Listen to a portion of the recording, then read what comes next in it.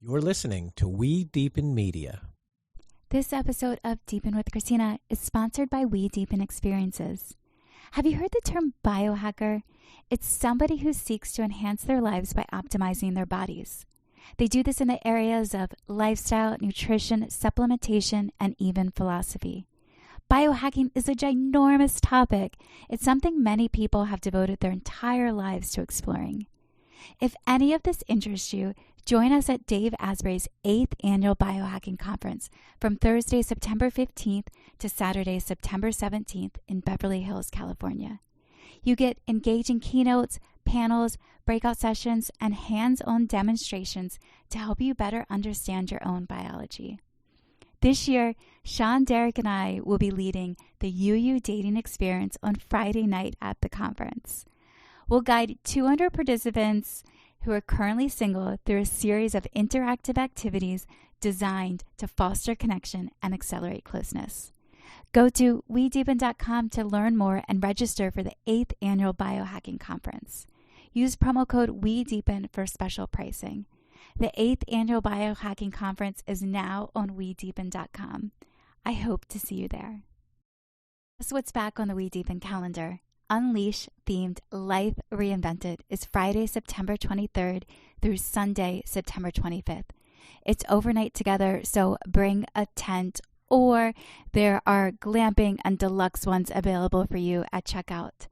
Unleash is my most favorite experience. You hear me rave about it on this podcast. The founder, Yadi Iksa, is a favorite guest on the show. For a quick fix about why I rave about Unleash, just go see the videos and the photos at wedeepen.com. Unleash is a substance-free 3-day guided transformational dance journey designed to activate your fullest self-expression and creative power. You see people releasing limiting blocks and leaving feeling as though they discovered more about themselves. Go to wedeepen.com to learn more about Unleash. Use promo code WeDeepen for special pricing. I hope to see you there. Unleash.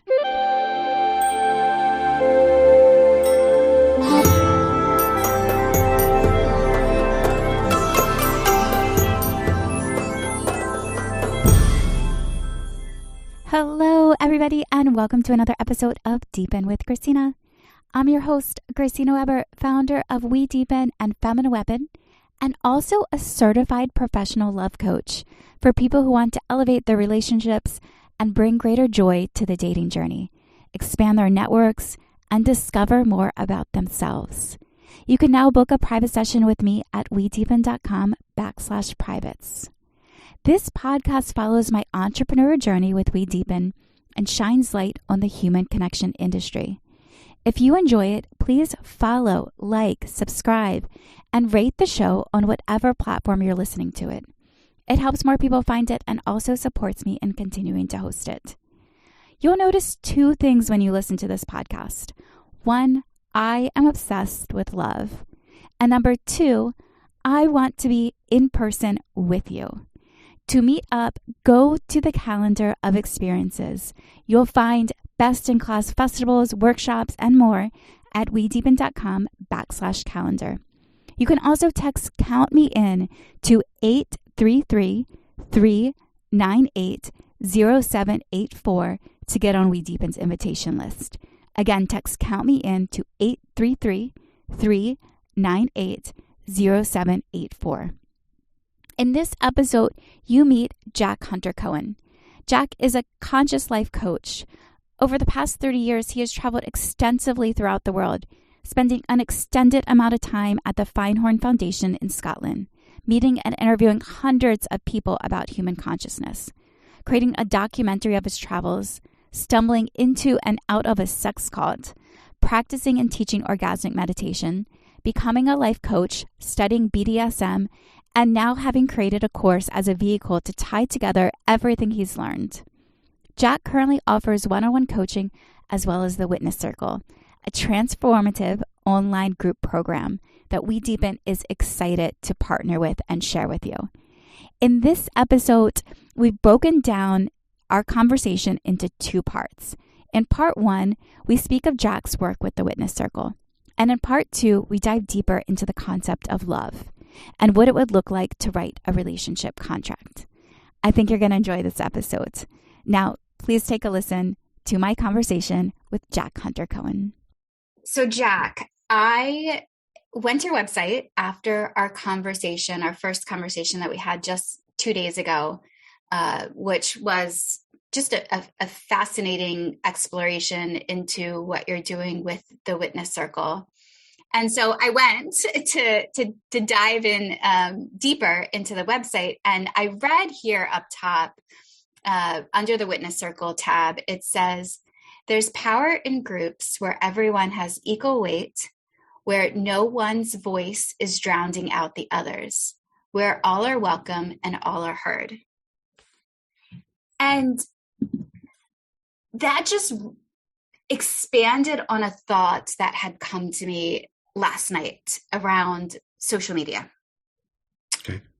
It's this realization. So I've worked in the dating space for years on, creating an in-person dating experience was essentially what turned out to become We Deepen. It was an expansion into that. And I remember I would hear all these stats about online dating. And one of those stats being that a large percentage of the men were focused on a very, very, very small percentage of women. And there was almost this like pyramid towards what I could even refer to as like a queendom. And I see that I had this epiphany around it last night as I was, scrolling through social media, and I have this love-hate relationship with phones. I would love to throw my smartphone out the window and live without technology, period. I do know it brings some benefit into our life. However, from the attention that we have to give our loved ones, social media is, and just the smartphones in itself, it doesn't even need to be social media. It can be general media or text messages. It's more than that, is taking up the bandwidth, the energetics that we have to give to the people right directly around us, in front of us. So there, I have this like realization, as even on social media, that you can see, I could just watch the pattern. And yes, I am talking in gender of men and women for a moment in time. And I can see that there's, and it's not just men, but there's a large number of people that are essentially watching the same small group of beautiful, radiant, performing women. So I read, when I read this on your website, I started to also just be in the I guess that query around how is that affecting our personal relationships, and what voices are being drowned out, who is not being heard. And that's what our love language is for most human beings, is to feel seen, heard, and understand. And how is that affecting society as a whole? Yeah, that's a fair question. It affects it profoundly. It's the way we communicate is virtually, generally, most of the time these days is virtually. So yeah, the disconnect is pretty complete. So when we actually see each other, I mean, you and we're looking at each other over Zoom right now, so I can see you. So that's more connected than it is if I'm texting you. Mm-hmm. I mean, you can actually transmit over Zoom better than you would imagine, but it's still not the same as actually standing in front of someone and having a conversation with them and actually feeling their energy in front of you. Mm-hmm. So, yeah, I think the dating apps are, I don't use them myself. I wouldn't know what to do with them. And I don't know that they know what to do with me. So yeah, I mean, did you have a specific question? Well, I guess guess I just wanted to hear maybe your thoughts on this and how that relates to your work and your journey to create the witness circle. Yeah, it's deeper than that. I think this opens up a whole big thing, but we all have history. We all have things that don't serve us. We all have ideas in our heads that aren't actually helping us to connect with each other. There's a lot of fear. There's a lot of not trusting the other because we see everyone else as separate from us. And the witness circle is an attempt to kind of cut through that barrier so that we actually acknowledge that when we're talking to someone else, we're actually talking to ourselves. Because we're seeing everybody, we're hearing everybody through our own lens, through our own filters. Mm-hmm.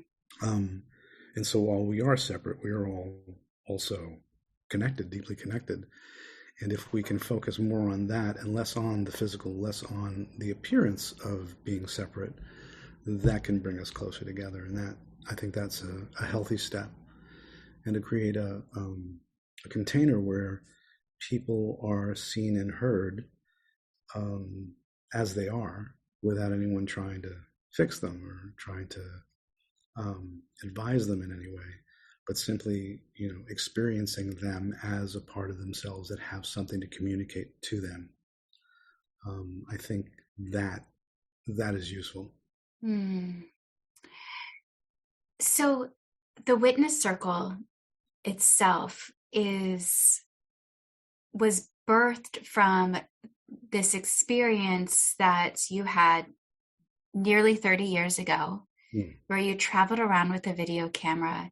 Yes. And were asking people to share their stories. Right.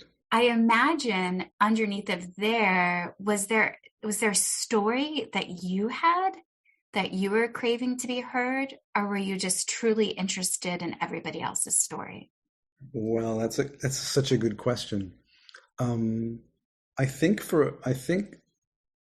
mostly back then, I was looking for people to help me articulate something around us all being part of one another.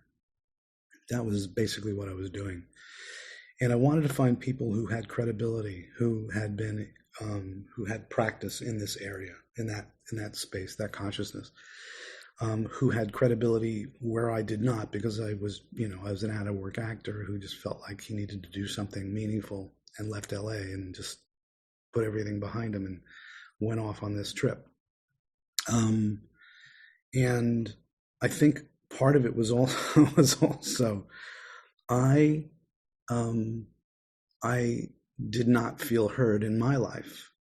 I did not feel seen in my life. And so what I brought to these interviews was a desire to give people what I did not have. So that was one of the motivating factors.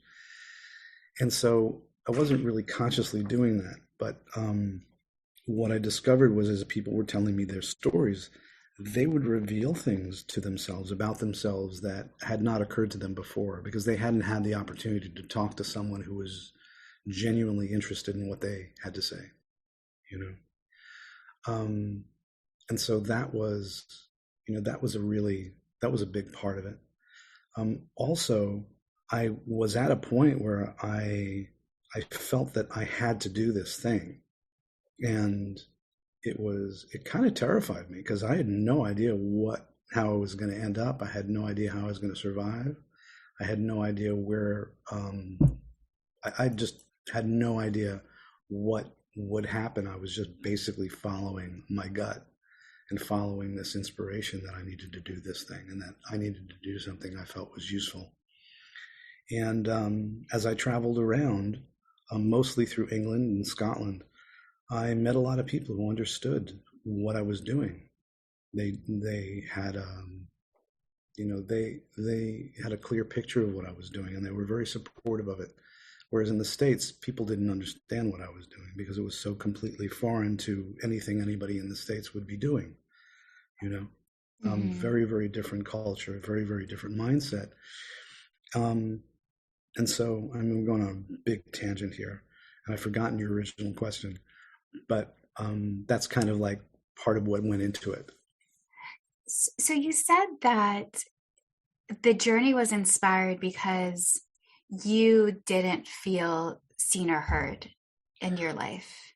Well, not exactly. I think that played into it. I think that was one of the things that it had me think, people don't have an opportunity to tell their story without any,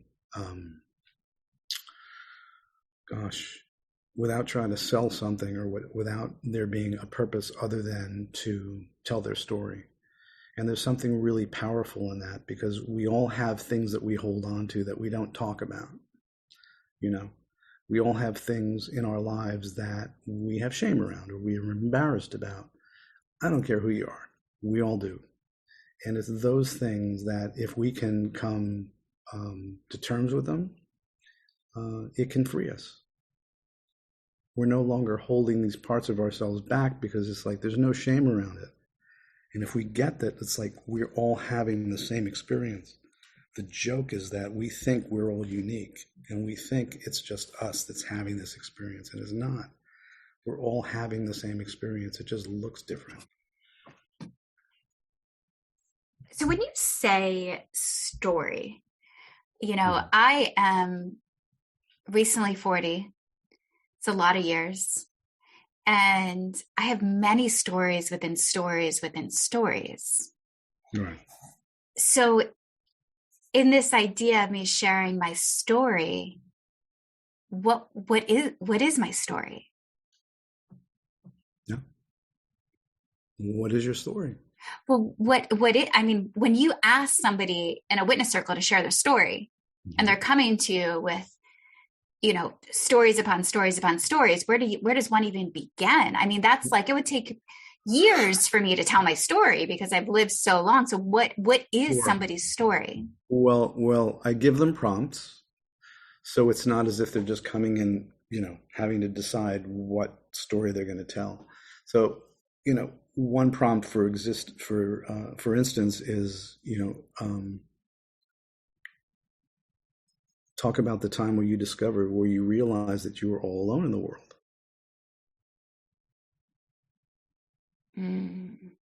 That's a big one. Talk about a time where you discovered you were all alone in the world. Yeah. Talk about a time when you discovered you were on your own.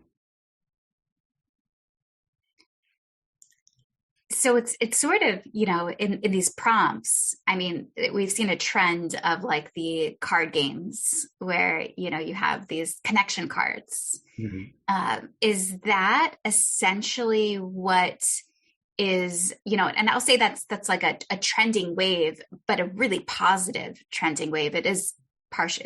It's what's connecting people. Mm-hmm. Does the witness circle then give space for those connection questions to deepen the understanding of self in the answer, and then also connect those who are hearing the responses? Well, let me tell you how it goes, and maybe this will answer your question. Perfect. Maybe this will address that. So what we do is, it's a very intimate group. We found 4 people is perfect because it keeps it so that it is still intimate. There aren't too many people, and yet you have enough people actually hearing you that it's not simply one person. It's not 2 or 3. It's a few people, which is more powerful than telling it to one person. That makes sense. One person will tell their story, and then other people will be able to ask them clarifying questions, just to find out, to pull more if there was anything in the story that was unclear, so that the person can go deeper if they choose to, and they can answer more questions that will bring more of them into it, essentially show more of themselves, as much of themselves as they want to. And no one is in a position of having to share anything they don't want to. It's all by consent every step of the way.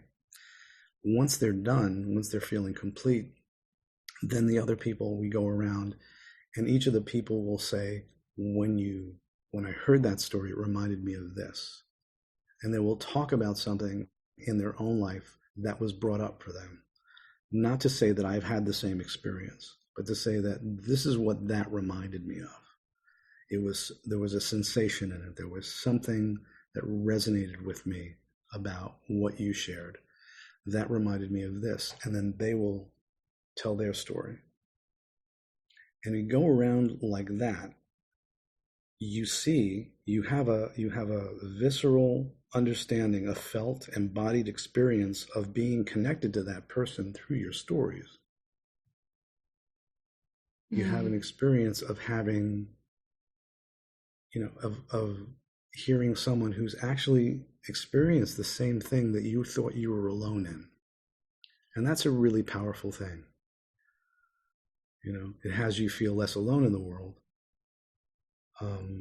based on something you've been sitting on for however long. One of the other advantages in this is obviously you get to drop off your story. You get to put it down. And that's huge. And however deep people are willing to go, that's how much they will receive from it. And so there's a feeling of being freed from absolutely carrying the story. Because it's interesting, when you had mentioned moments ago about sharing your story without an agenda, there's was running through my head also was our society, there's not much spaciousness right now in the world. And when I say spaciousness, I mean it's that I sometimes believe that humans or society have overcomplicated the act of living as a human. There's just so much to do. I mean, on a daily basis, you have bills to pay, family, work, you got to buy the house, you got to buy all that. There's so much to do that to have, when you think of telling your story, it's like, I'm telling my story and I'm going to put it into a book, and then I got to sell the book and I've got to make money on the book. So how's this going to turn into, so we're essentially there's agendas wrapped into telling our story. Even too, in the dating experience, you go out and you tell someone your story because, you're hoping to find a mate and to lure someone into share life together. So there's always an agenda. And maybe even within this experience, there still is an agenda, because that agenda is to free you. But that's also that's a valuable experience. Yeah, I think that's fair. And for everyone participating, I invite them to look at each other as a part of themselves. You're not listening. This is not a different person you're talking to who's talking to you. This is a part of you that has something to communicate. And you get to decide what it is that they are communicating to you. That's for you to decide. And, I also give them the instruction to just meet everyone with love and approval.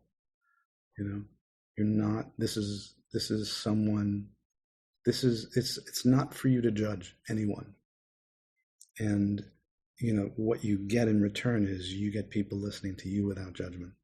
We create that space for people to operate in that way. I appreciate how you are framing that experience, because some people, life is, human beings are on a spectrum. Some people are more interesting than others. Some people are more charismatic than others. I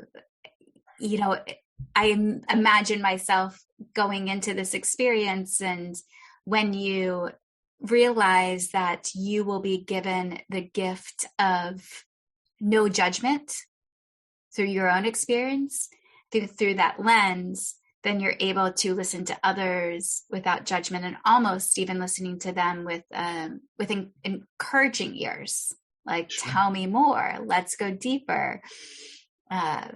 Even though, again, it's a spectrum, and not everybody on a spectrum has the desire, willingness, or interest in going so deep. Right. And also primarily you're hearing yourself. I mean, the person that you're really listening to mostly is yourself telling your story as you tell your story. Because when you have that permission and you go those places where you wouldn't ordinarily go, you're learning things about yourself. And it's basically what you're getting out of it is you're your own medicine, really. Yeah, and a lot of that can even speak to, I know you do some work in the dating space, of hosting dating experiences and Tantra Speed Date. And that is also an experience where people walk through the door and they tend to look around and they're judging, should I stay? Should I go? He's not here. You know, our attention span is probably out of practice, you know, with all the dopamine hits that we get through scrolling, even these 30-second, 60-second reels, is what pulls us into our attention span. So having that witness circle experience is a way to also practice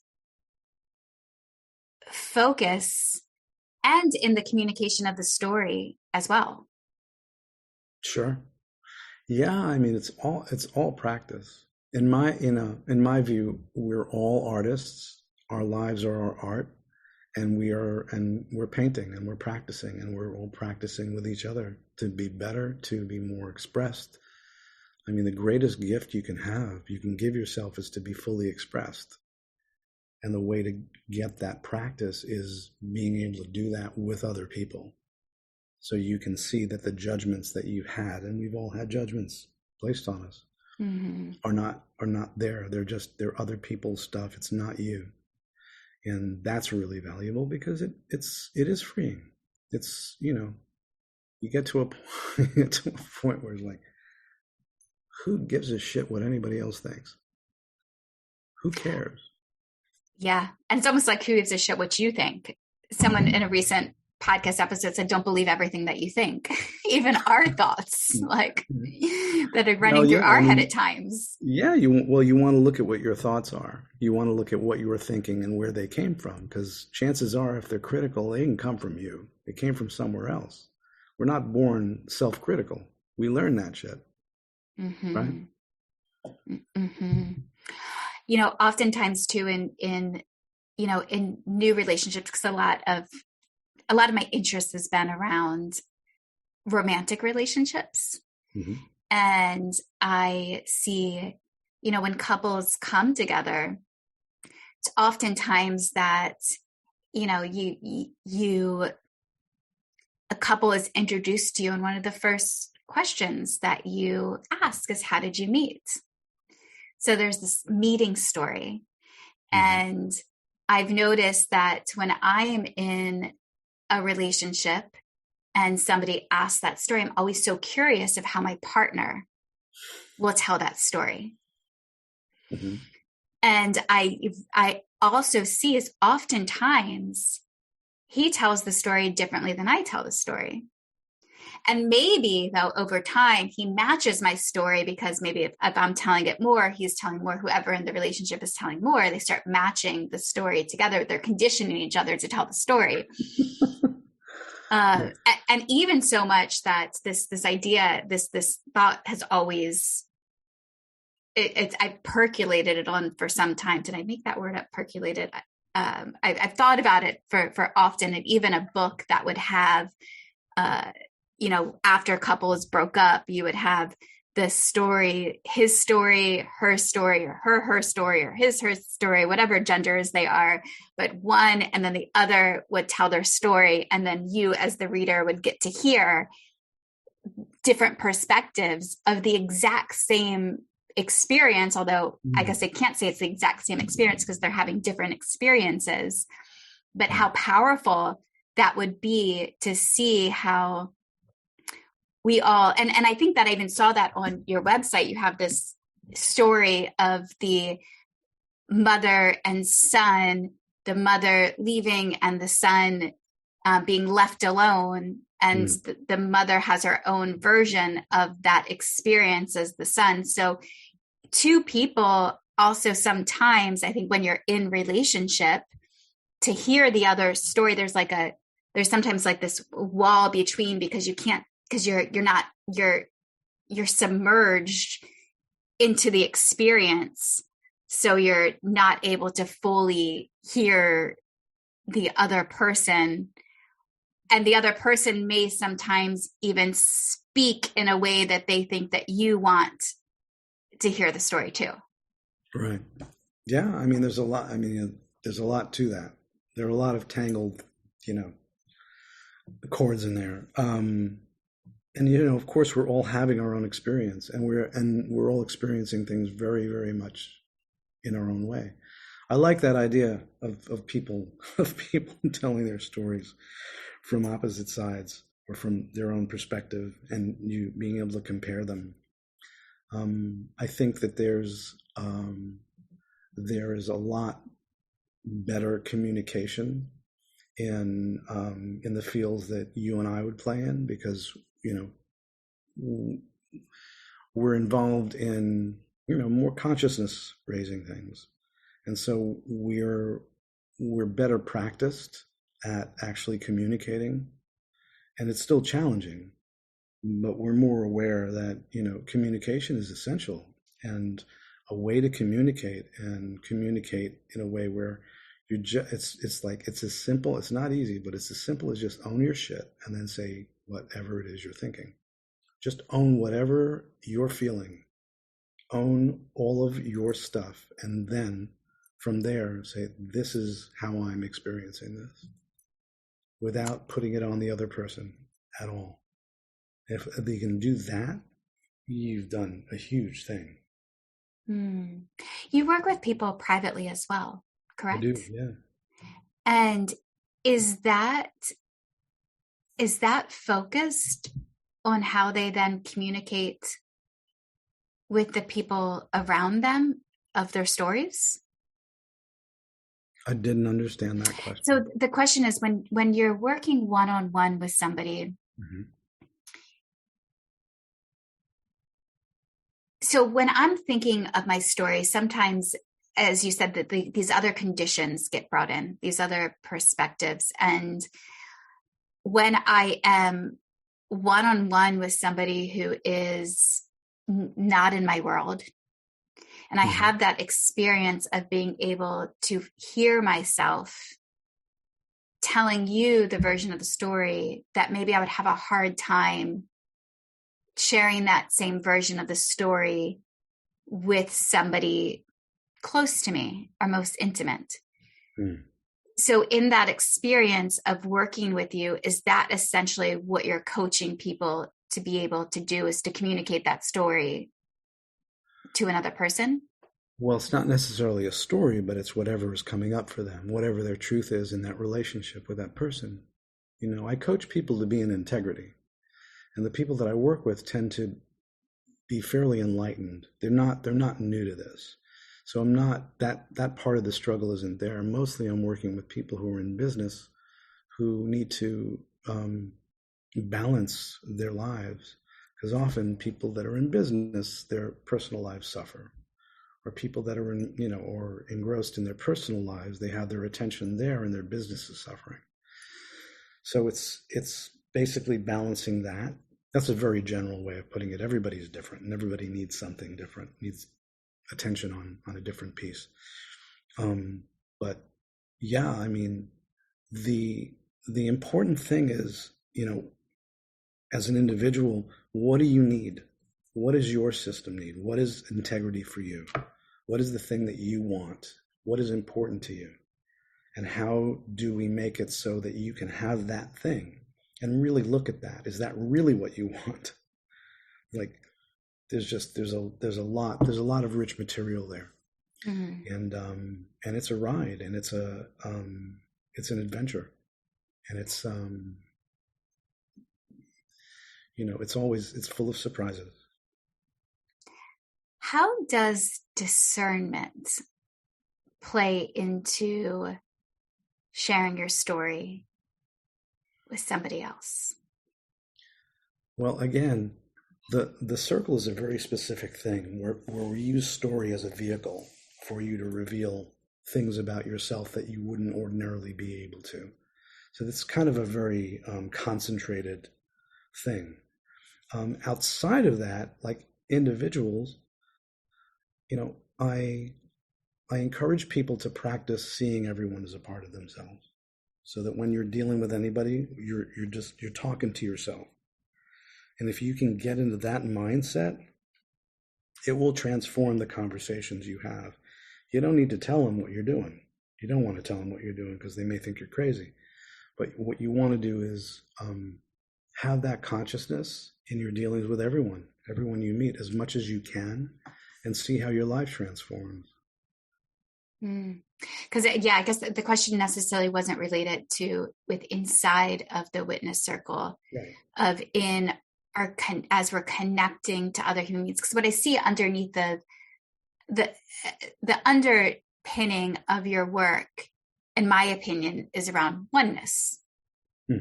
Is saying that, we're all human beings, but we're actually all part of each other. And so your story is my story. And the more authentically you can share that, the closer we get to togetherness.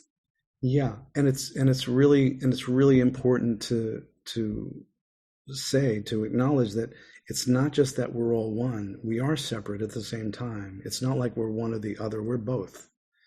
And being able to hold those two things, I think, is critical. Especially, we're living in the world where we each have our own responsibility to ourselves. And so we do need to acknowledge that we are separate in that respect. So it's holding on to both of those things at the same time. That's the challenge. It's not either or, it's both. And that's the thing that we need to practice, I think, globally. Because, why would you bomb another country if it was you? If you saw that this is you, and it extends even when we read about these things in the paper. These are, these people who are suffering on the other side of the world. Those are us too. Yeah. How do you believe the media and what we're, when I scroll through Facebook, I've noticed my notifications in Facebook around the news section, I believe that's sort of a new bottom nav on Facebook. And when I've been scrolling through that and just observing how everything, and I don't know if it's just for me, but everything they want to tell me about is, people being killed and stuffed into duffel bags to it's all of the darkness in the world. And it's all essentially related to human stories and human suffering that's created by humans. How is that experience painting the stories then we all are out in the world creating individually? Well, that's a big question. But the first thing I would say is stop scrolling on Facebook. Don't even look at that stuff, because it's designed to catch your attention. It's not designed to calm your nervous system. It's not designed to be kind to you. It's not designed to help you in any way. It's about commerce. It's about keeping your attention so that they can sell you shit. So don't do that. But the question, I'm not sure. I'm not clear exactly what your question is. I would say put your attention where your attention can be most beneficial to yourself and to others. That's where you want to put your attention. And that's discernment. It's like, where do I want to put my attention now? Where would I rather be right now than having a conversation with Christina? That's discernment. I'm making a decision to spend this time with you because it's going to feel good. I'm going to talk about something that's important to me that I think can help other people, with somebody who resonates with it. That's a good use of my time. When we finish this, I'll spend time doing some writing. I'll spend some time meditating. I'll spend some time, maybe I'll make myself another cacao. There are so many things that we get to decide what we're going to do. But if our attention is constantly being grabbed, as you pointed out earlier with the phone, you're not going to get to any of them. It's like a hit. It's like a dopamine hit. And it's just not, it's going to keep you in the same space where you're going to feel good for moment by moment by moment, but overall you're going to feel lousy because you haven't accomplished anything. Mm-hmm. This is, it's, this is your life. This is my life. And insofar as we get to decide what we're going to do with them, we'll make those decisions wisely and not give in to fear. Yeah. I mean, me personally, I'm debating how, or working towards how I get rid of my phone within the next few years. But in the observation, so I find myself at times of getting pulled into, out of curiosity, like, what is the world, what are they absorbing? Like, what is going into the human consciousness? And I see these things and I'm like, oh, chaos creates chaos. And then how is that then how is that affecting our stories with one another? And that's where my curiosity just continues to lie in how, what seems like a fast moving cycle. Like it seems, the metaverse is coming and I see the importance of human beings, like the loneliness epidemic is rising at the exact same time. Sure. And what you're doing with the witness circle is so important, is providing people to have the spaces to come together. And I think it's beautiful for a group of strangers in regards to practice, to being able to come together and do that, because I do believe that'll help them in connecting with the loved ones around them.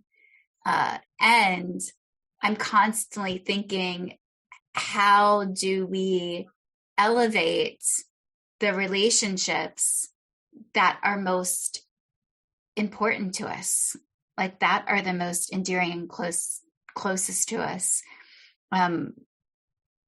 That's my constant query.